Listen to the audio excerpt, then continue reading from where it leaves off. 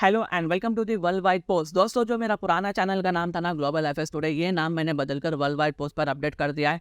तो पुरानी वीडियोस ये वीडियो देखकर कंफ्यूज मत हो जाना, मेरा ही चैनल है। Well get back to the point.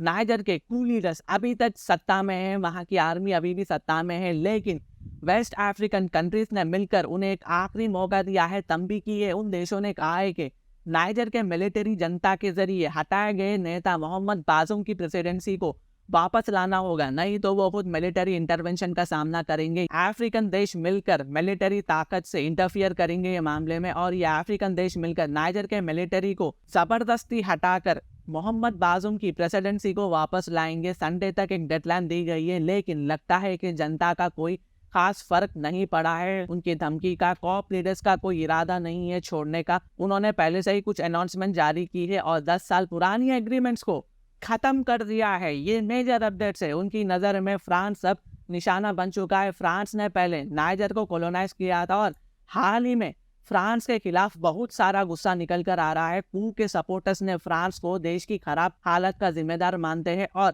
अब बहुत मुश्किल हो गई है, क्योंकि मिलिट्री जनता पेरिस को एक विलेन के रूप में देख रही है और वहाँ के लोग भी उन्हें देख रहे हैं। इससे ये सवाल उठता है कि फ्रांस के इंटरेस्ट नाइजर में क्या होंगे आने वाले दिनों में। फ्रांस अपनी इलेक्ट्रिसिटी सप्लाई के लिए ना 70% न्यूक्लियर पावर पर निर्भर है और नाइजर उसका एक बड़ा सप्लायर है। क्या नाइजर में हुई कू से फ्रांस के इलेक्ट्रिसिटी पर असर पड़ेगा? रिपोर्ट के हिसाब से पिछले हफ्ते नाइजर में जब कू हुआ था ना, तब इसके सपोर्टर्स भी थे यहाँ। उनमें से कई हजारों लोगों ने राजधानी नाइमे के सड़कों पर उतर आए थे अपनी मिलिट्री को सपोर्ट दिखाने के लिए। अगर आप नाइजर के लोगों से पूछोगे ना कू का सपोर्ट क्यों करते हो, तो उनके जवाब में एक कॉमन चीज सुनने को मिलती है कि दुनिया को समझना चाहिए कि अफ्रीका को फ्रांस से कोई परेशानी नहीं है, क्योंकि वो भी हमारे जैसे नागरिक के सिटीजन से। लेकिन हम फ्रांस अथॉरिटी से नफरत करते हैं क्योंकि उन्होंने हमारे देश को बहुत ही नुकसान पहुंचाया है। वो कहते हैं कि अब बस हो गया, बहुत हो गया। हमारे पास यूरेनियम है, हमारे पास डायमंड्स है, गोल्ड है, ऑयल है, लेकिन हम गुलामों की तरह जीते हैं। हम इसे कितने वक्त तक सहेंगे? नाइजर के लोग कहते हैं कि उन्हें फ्रांस बेस को छोड़ देना चाहिए। हमें फ्रांस की मदद की कोई ज़रूरत नहीं है, वो हमारे सुरक्षा के लिए नहीं है। फ्रांस एम्बेसी पर हमले हुए नाइजर की राजधानी नाइमे में, इसलिए नाइजर के फ्रेंच सेना को बाहर भेजा जा रहा था। कू के समर्थक लोग फ्रांस को घर जाने के लिए कह रहे हैं और कू के मिलिट्री हंटर ने भी एंटी फ्रेंच पैट्रियोटिक को बढ़ावा दिया है। नाइजर के national council for safeguarding the homeland ने फैसला किया है कि फ्रांस के सिक्योरिटी और डिफेंस कोऑपरेशन एग्रीमेंट्स को डिनॉन्स किया जाए। 5 मिलिट्री डील्स को रिवोक किया गया है जो 1977 और 2020 के बीच में साइन की गई थी। ये बहुत ही बड़ी बात है दोस्तों, ये मेजर अपडेट है। ये बात साफ दिखाई देती है कि नाइजर के जो मिलिट्री हंटर है ना, फ्रांस को दुश्मन मानते हैं और ये अच्छी स्ट्रैटेजी हो सकती है जिसे पब्लिक का सपोर्ट भी मिल रहा हो। फ्रांस और नाइजर के बीच में एक बहुत ही खतरनाक हिस्ट्री रह चुकी है। नाइजर 1960 तक एक फ्रेंच कॉलोनी था, हालांकि इंडिया को 1947 में डेमोक्रेसी मिल चुकी थी, लेकिन अफ्रीका में ऐसा नहीं था। Mauritania, Senegal, Mali, Guinea, Ivory Coast, Burkina Faso, Benin, इन सभी देशों को एक समय में ना फ्रेंच वेस्ट अफ्रीका के तौर पर जाना जाता था। और चाहे कितनी भी बेहूदगी से पुराने कॉलोनाइजर्स खुद को जस्टिफाई क्यों ना करे, कॉलोनाइजर्स हमेशा कॉलोनीज की एक्सप्लॉयटेशन तक पहुंच ही जाते हैं। ये बात सच है और इस बात में दम देने में ब्रिटिश राज का हमारे प्यारे भारत में कॉलोनाइजर्स करने का एग्जाम्पल देता हूँ।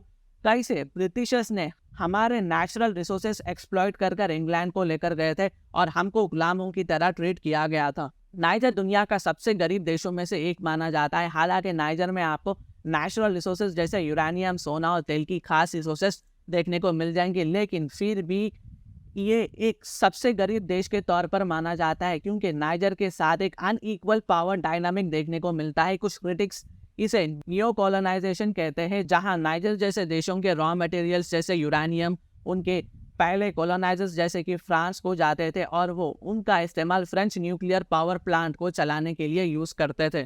फ्रांस के एनर्जी सेक्टर को मैसिव प्रॉफिट होता था जब वो इलेक्ट्रिसिटी फॉरेन कंट्रीज में बेचकर बिलियंस ऑफ डॉलर्स कमाते हैं, फिर कुछ पैसा नाइजर को मदद के तौर पर देते थे, सिर्फ चंद पैसा। हालांकि रिसोर्सेस उनके, ये कोई इमेजिनेशन सिनेरियो नहीं है, ये सच में होता है दोस्तों।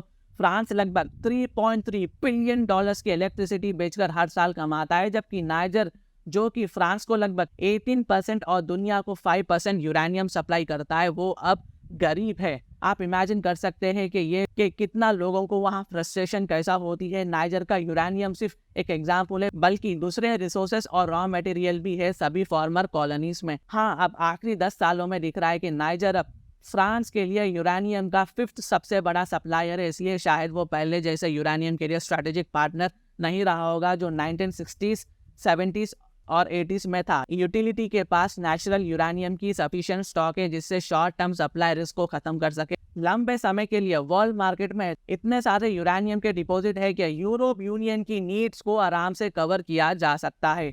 तो देखिए, कंक्लूजन ये है कि वेस्ट अफ्रीकन इकोनॉमिक्स के पास ये सजेशन शायद ना हो। मिलिट्री हंटर के पास सबसे बेहतर इकोनॉमिक माइंड्स अवेलेबल नहीं होंगे। इसलिए नाइजर को सोच विचार कर प्रॉपरली समझकर चलना चाहिए, स्टेप उठाना चाहिए। क्या नाइजर वाकई में पूरी तरह से कोलैप रिस्क करने के लायक है, पूरी तरह फ्रांस को छोड़ने के लायक है, या बस ये पहले अपने कॉलोनाइजर्स के खिलाफ अपने फ्रस्ट्रेशन निकालने के लिए ये सब कर रहे हैं? फ्रांस को भी बेहतर करना होगा। जो भी ऑटरेच माइक्रोन ने सालों से किया है ना, अगर आप पूछोगे तो क्लियरली नाइजर अपने स्टैंड को लेकर करेक्ट है। फ्रांस को अपने वेस्ट अफ्रीका की फेलियर्स को एक्नॉलेज करना होगा और अपने फॉर्मर्स कॉलोनीज के साथ एक इक्वल पार्टनर बनाने की कोशिश करनी होगी। लेकिन मुझे नहीं दिखता कि नाइजर के मिलिट्री और वहाँ के लोग फ्रांस के अथॉरिटीज़ को अब मौका देने वाले हैं, क्योंकि नाइजर के लोग की फ्रस्ट्रेशन और बहुत कुछ बोलती है दुनिया को। आपकी क्या राय है मुझे कमेंट कर बताएं। वीडियो इन्फॉर्मेटिव दिखे तो इंटरनेशनल अफेयर्स के लिए आप मेरे चैनल को सब्सक्राइब कर सकते हैं।